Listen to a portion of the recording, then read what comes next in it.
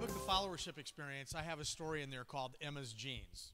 Now, remember earlier I told you I have 3 teenage daughters. Emma was complaining that Haley had worn her jeans and was going to wear them to school, even though that they had one of these agreements where they get to wear each other's clothes. So I got all these jeans, and I went upstairs, and I had this armful of jeans, and I went up, and I knocked on Emma's door, and I said, honey, here are some other jeans. Maybe they'd work.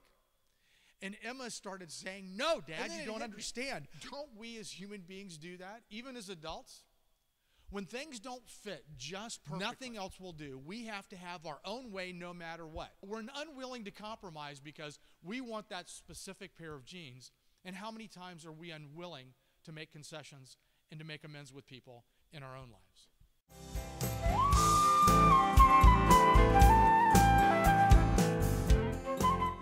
Before the program, I was talking with one of the audience members, and we were talking about the fact that we both have teenage daughters. Now, I have 3 teenage daughters.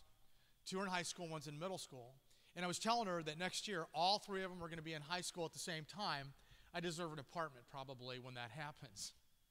But all of a sudden, as we were discussing about our daughters, I looked at her and I said, you know, I know for a fact I'm going to heaven when I die. I'm not going to hell. And she looked at me and she said, what? What do you mean? And I said, having 3 teenage daughters at the same time, God wouldn't dare send me to hell twice.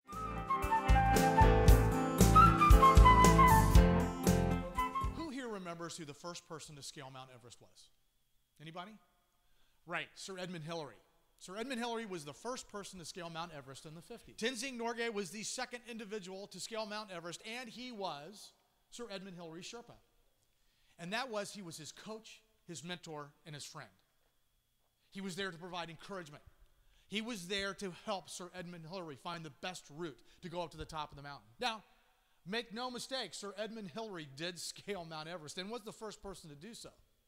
But he had Tenzing Norgay as his friend and his mentor and his coach, helping him along the way, saying, I know you can do it. I know you can do it.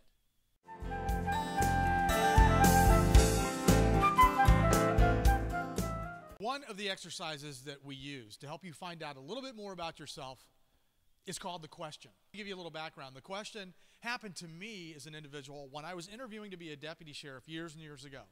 Are you ready for the question? Well, he looked at me and he said, Chuck, you know the story of the Wizard of Oz, right?